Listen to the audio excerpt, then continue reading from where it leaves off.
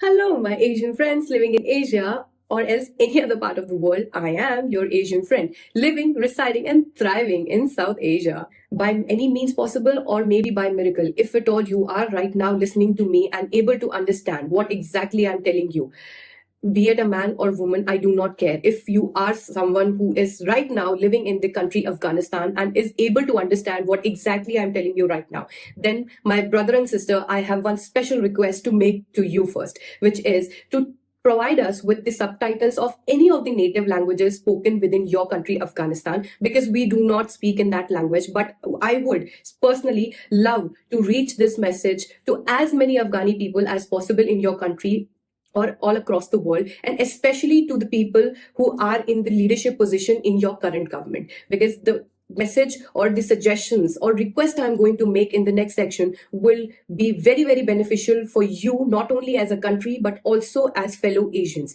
Your prosperity, your future ahead will also ensure this entire continent of Asia being progressive, connected, integrated, and safer. So for that dream of ours, please help us out. And if you cannot provide us with the subtitles, it is not technically possible for you to do it, then I have another request to make to you is share this video with as many people as possible, and in your own native language, translate this on the spot to the people in your family, your friend circle, and if possible to the people of your current leadership or government. That will be of great help, and I hope I will receive this help, and this effort of mine will not go to waste. I'm leaning on you.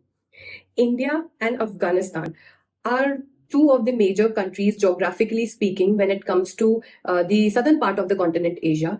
We are connected to each other, not just based on our friendship, which actually got developed when India somehow, somewhere, humanitarianly or with other means, tried to help Afghanistan or be on their side, especially when they were fighting for their own existence within their own land because of the intervention of the Western countries. It's not just based on that. Our relationship is not just geopolitically strong, or we have some level of, you can say, hostship going on between us, or we have good friendship. Our relationship as countries within the southern part of the continent Asia is much, much, much deeper than that. You know why? Because in the past, there used to be an era where one of the princes of the province, Gandhar, now known as Kandahar in Afghanistan, got married to the prince of the province Hastinapur in India. So our ties are not just based on our friendships which got developed during the traumatizing years for Afghanistan. It's not just our relationship of we being very good hosts to each other. It's actually based on the fact that we as countries, we as Southern Asians are distant relatives to each other. Before 1947, we were immediate neighbors too. Just because of 1947, now Pakistan came into the existence, it got created. So because of that, right now we became distant neighbors, but there used to also be the time where we were immediate neighbors to each other too.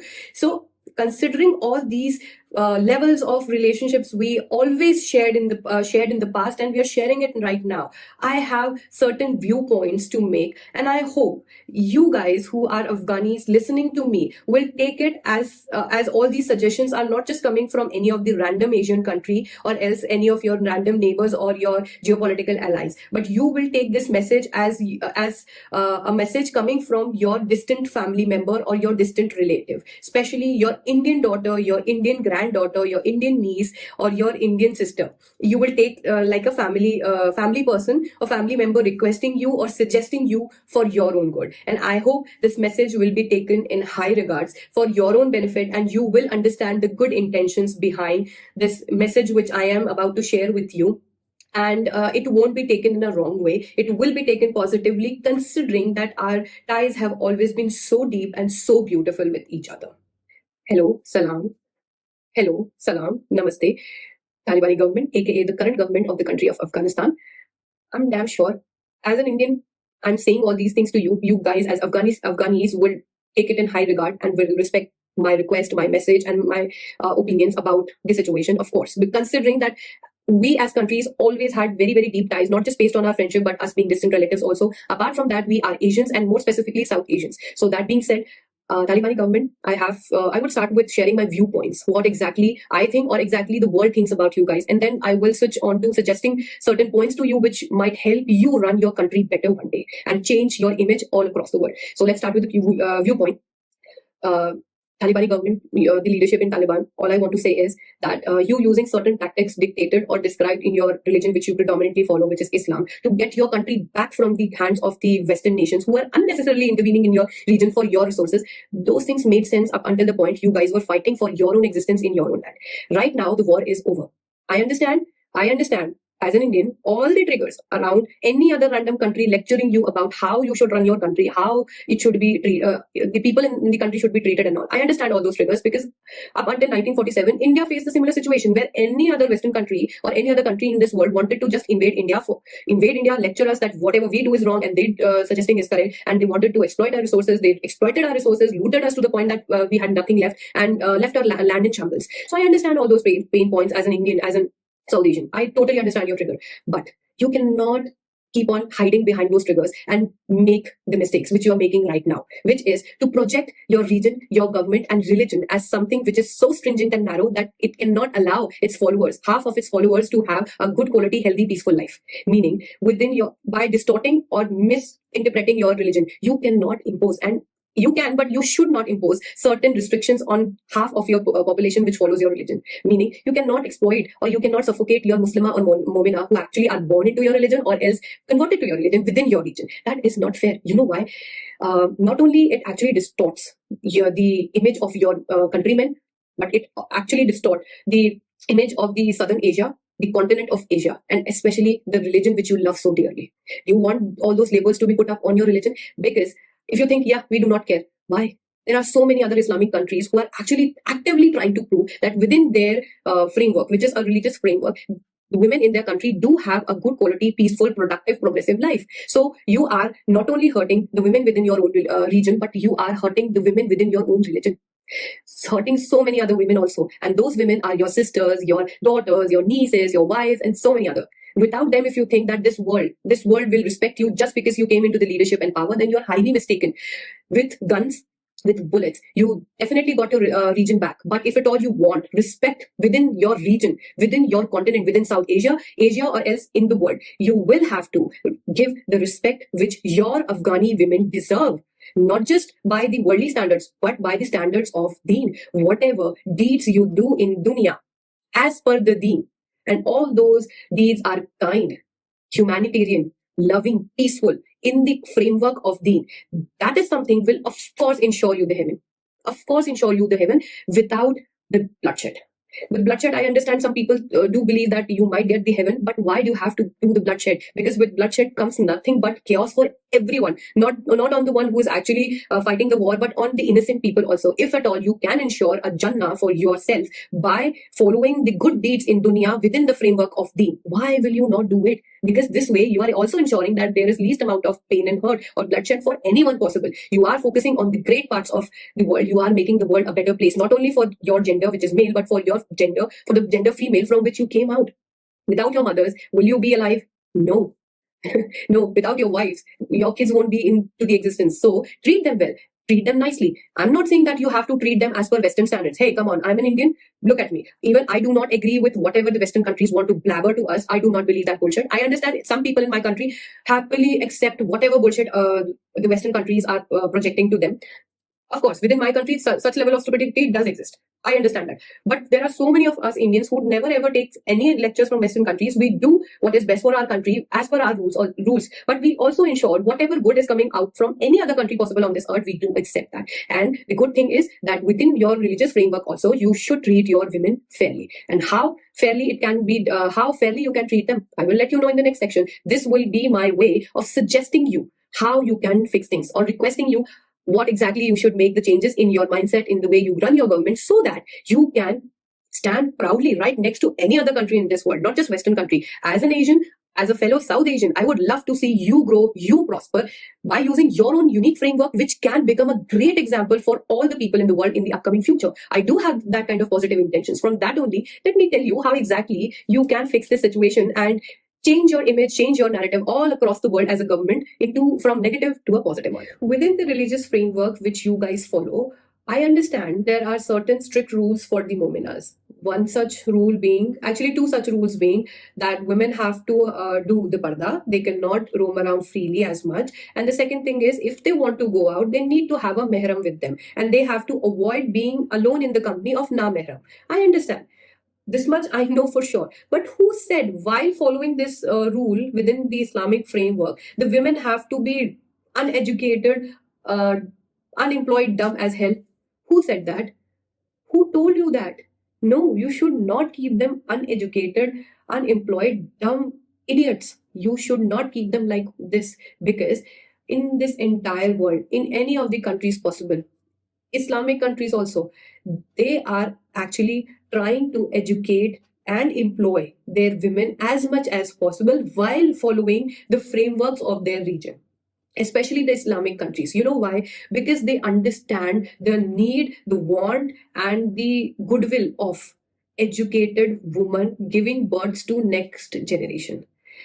If at all a mother is dumb in her own self, she does not know how to function, she does not know how to live, she does not know how to live, stand, talk to anyone in this world, what do you think?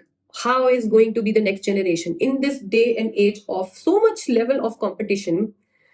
How do you think your kids will survive, even if all the sons take the birth? No daughters get born into your families. Do you really think all those sons will be able to compete with the highly educated people of this entire world with this level of family background and values, where their first educator, which is their mother, is not educated herself, unemployed in this day and age and economy? Do you really think that is a good idea? I do not think so. Within your religious framework, there are so many subjects in which you can educate your women, which will help them grow individually, which will also make them capable enough to make your upcoming generations better. So much so that they can actually compete on the world level. Why would you not want this level for your own people? Half of your people, which is your female, Afghani females, your mothers, your sisters, your wives, actually make your life much much better. So within your country, you can actually start creating certain schools and colleges which are women centric only. You can send your women in those schools, colleges, or else centers where they get the knowledge on certain subjects, within which once you complete your graduation, through which you will get the jobs for which you don't have to step out of your house itself. There are so many degrees on the basis of which you can create your own living, you can generate income without even stepping out of your house. So this much level of education and independence you should provide to your women, considering if you want to grow as a country and maybe stand shoulder to shoulder with other countries proudly as not only Asians but as Afghanis in this world, then I think you should send your daughters, your females, to schools, those colleges. You don't want them to mix around with namehrams. I totally understand. Build separate schools for them, build separate colleges for them. Within India also, there are certain schools and colleges which are female centric only. No problem, you create those for your women. And if you don't want them to even step out for attending those schools and colleges also, no problem, give them the online mode education. Make online mode a primary mode of getting a degree, and make that standard in such a way that it is world recognized. You can do that within while sitting at home. These women, instead of wasting their time doing nothing at home, they can educate themselves, because within your framework, your prophet also suggested, and if at all for gaining knowledge you have to travel to the far off land also, go do it, because that is what is dictated within deen also. Ikra, right? Your first you can say the ayat starts, which is around ikra. That's what a little bit I understand. And the prophet itself said that every mu'min and mu'mina should learn to have a hunar with themselves, so that they can earn a good living for themselves, not just for the happy times but for the worst times also. So you can create those schools and colleges. If not physically possible, then create the virtual ones. And if you need help, Ask us Indians. We have so many ways to conduct those virtual classes. And if you think and if you feel that India has always been your friend and always been a good, safe place for you, you can send your girls and men also to our schools and colleges to educate themselves and go back to your country so that they can serve you. Or else you can also create a gateway for all the Indian teachers, especially the female teachers, to come to your schools and colleges and start educating your female population in those particular subjects. After learning those, the women don't have to step out of their houses to make the living. So this is one of my major suggestions which I have towards you. Because if you think keeping your women dumb and idiot, uneducated, will make you proud in this world, that's not going to happen. Because nowadays everyone wants to educate their woman, because they understand when a woman is educated, the entire family gets educated. So, and the standard of living and the quality of living improves. And once your regular quality of living improves, you do get in a better position to do more good deeds.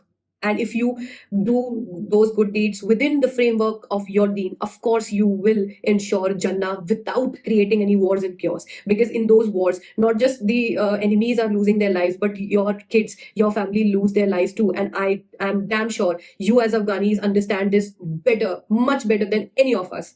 So that is why I'm telling you. And if you will make these changes, your not just your female population, or else your entire Afghani population will get happier with you. Another thing which is going to happen is your image will start shifting in the world. The major pushback all these Western countries always try to give you was that this is an Islamic country. These people are so backward. They want to just destroy their women. They just want to harass their women. If you make these changes from right now, this narrative will also be shambled within seconds. And the world will see, yes, that these people just wanted their land back because it was their land. And every fucking person was coming and intervening in their land without their permission. So that will become the real narrative, which is actually your reality as per your perspective. That's what I think. And people will realize that within your framework, that women are not that exploited. They are getting educated. They are getting the exposure. They are getting the high qualifications. They are allowed to move out, step out, maybe in certain specific framework, but they do have the flexibility and the freedom. And they are not just uneducated, unemployed, dumbass bimbos.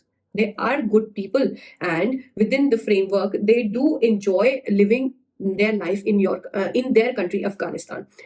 This narrative will start building up in the world, and then slowly you can also make other changes also, because this is the same thing which most of the Islamic countries are doing. Right now the world is working in such a way that all those policies which were relevant 1400 years ago, those policies might not be as relevant as it used to be 1400 years ago. Right now the world has changed so much that even if even if the best of the best imams would say that maybe we should try to balance both deen and dunya. We cannot live without excluding either of them. We have to balance it out. So why don't you guys balance it out? Let them study, let them have a decent life within the framework. I'm not saying that you have to come out of the framework. That's your life, your region, your choice, your religion, whatever it is, your own people.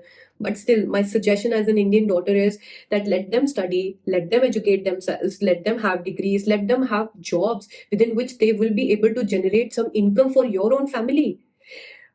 What if, okay, you don't want them to earn, you don't want them to be independent, because you think if they become educated, they become independent, then they would not need the men and they will reject the men, right? That's what most conservative men have the mentality. What if you die one day and she becomes a widow? Now what she will do?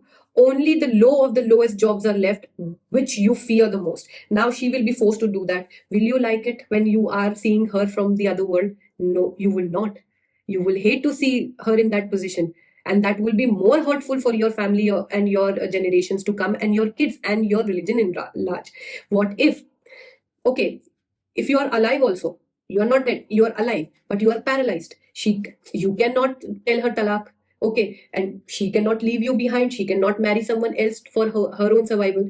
But you have to eat. Your children have to eat. You have to have something for your own survival. Then what she will do?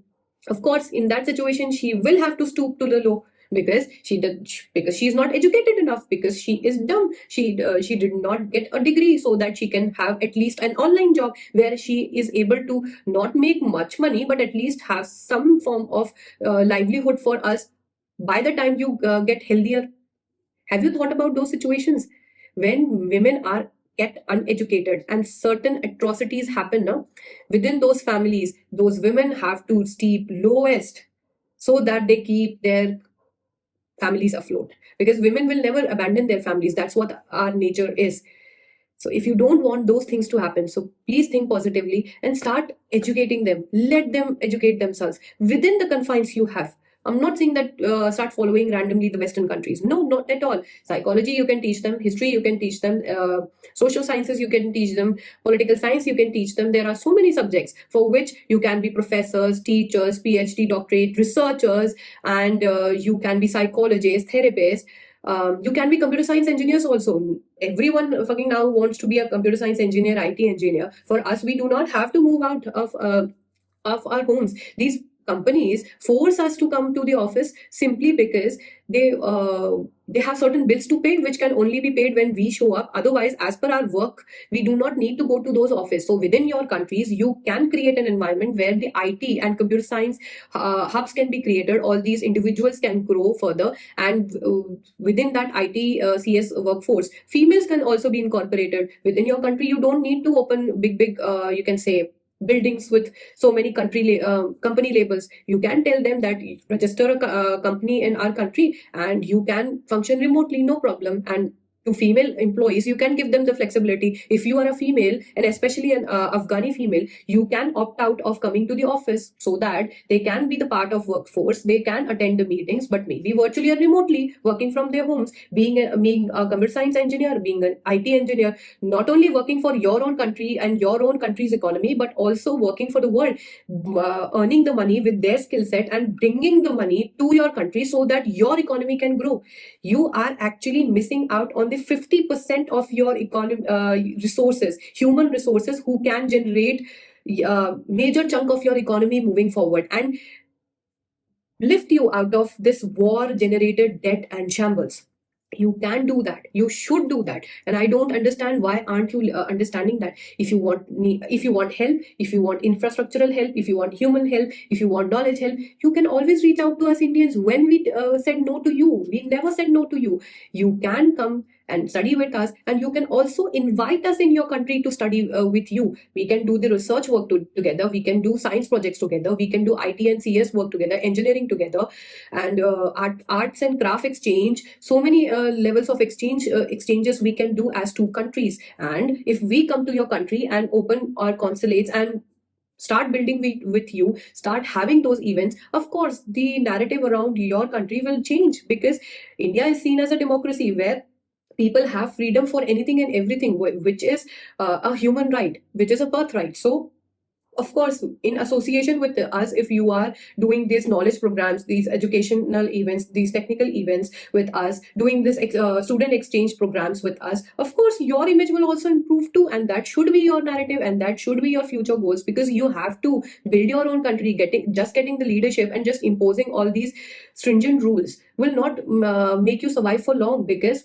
the countries which could not defeat you within your own land by doing the war now right now have decided to sideline you, corner you so much that you get destroyed on your own, because you are not realizing that education to women, freedom to your own people, and maybe within the framework of your religion, building your people is much more important thing to do. For how long will you keep on being isolated?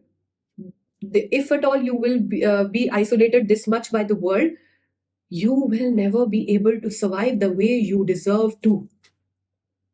If you want to long last as people, and if you do not want yourself to get extincted out of this world, it's a humble request from your Indian sister, daughter, whatever you want to see me as, to start making these level of changes. You have to do it. And the best thing is, this entire world is obsessed with buying the clothes, buying the equipments, buying the musical instruments, and so many things from the people of other cultures. And within Afghanistan, it has always been very diverse. I have seen the clothing of women of your country, the men of your country. That is so unique and beautiful. Do you realize, if at all you guys started the production of those things and started exporting it to the world, how popular it will get? Anyone and everyone would love to try those Afghani dresses of women and men. Why don't you train your own women and men also in building or sewing those clothes and exporting them, creating a good business around them? You should export, create, manufacture, and develop all the instruments you have, all the historical things you have within your region, and train all your women for this. Like, if at all a woman is sewing a good dress, Afghani dress at home, I don't think she has to step out of her house. She can simply sew that dress, create beautiful creations, and take help from her mehram and export it to the world. In this day and age, nothing is impossible. Most of the things, most of the business processes are online. So if not educating them, at least give them some hunar so that they can have a living for themselves, not just for themselves, for your own entire family, for which I already explained you the reason why. Right? So you can teach them the hunar, like as a woman, not just not just an Indian woman. As a woman, I am very much interested on those in all those Afghani dresses. They are very beautiful. I would like to wear them one day, and if at all I would like to wear them one day, I would like to visit your country and meet the women who create those things, and tell them, okay, you should give them the order to create those dresses for me. As a woman, I will not feel a man doing the tailoring job, because I won't be able to say what I can say to a woman. So if at all there was an decently educated hunarbaz Afghani woman, to her I can directly tell her, now, okay, these are my needs, these are my measurements. I want this type of Afghani dress from you. I would pay them, and she would get the payment for her hard work, and I would get a beautiful dress from Afghanistan, and I will go and show it to so many other friends of mine. And that way, the word of mouth will spread about your people's clothing, historically beautiful clothing. That will not only create a soft image for you, but also generate some level of, you can say, income for your own country, which will support and strengthen your economy. So why don't you think that way? Imagine if a woman, not just an Afghani woman, but any woman who is from another country visiting your region, right? And for some reason, she wants a medical help. But in the hospitals, there are no female doctors. And she specifically wants a female doctor, right? She wants a female doctor for herself, because she is not a Western woman, she's an Asian woman, and more specifically, she's West Asian woman. And within West Asia, there are so many Islamic countries.